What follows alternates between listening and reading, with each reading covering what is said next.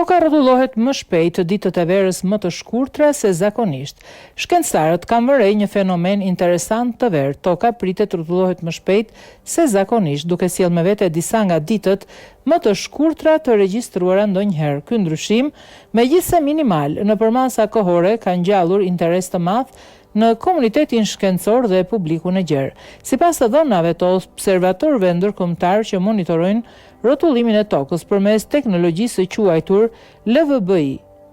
Gjatë muajve të verës pritet që disa ditë jenë më të shkurtra se norma prej 24 orësh, megjithëse ndryshimi është i vogël, ai është i matshëm në milisekonda. 3 ditët që parashikohen të jenë më të shkurtra këtë verë, 9 korik 2025, 27 korik 2025 dhe 12 gushti 2025.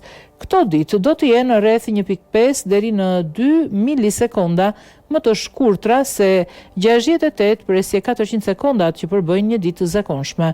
Arsyet kryesore lidhen me ndryshimet përkohshme në lëvizjen e bërthamës së tokës, shpërndarjen e masës në planet përmes rënjeve të presionit atmosferik, aktiviteti sismik dhe ndryshimeve klimatike që ndikojnë tek momenti i rrotullimit.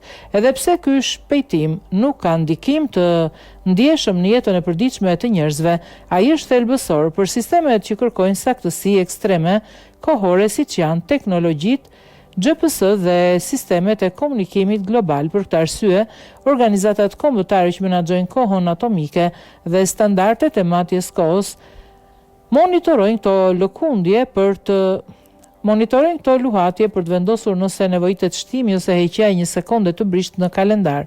Ky fenomen na kujton se planeti është një organizëm dinamik që nuk ndjek gjithmonë një ritëm të përsosur dhe se edhe sekondat kanë rëndësi në ekuilibrin e botës moderne.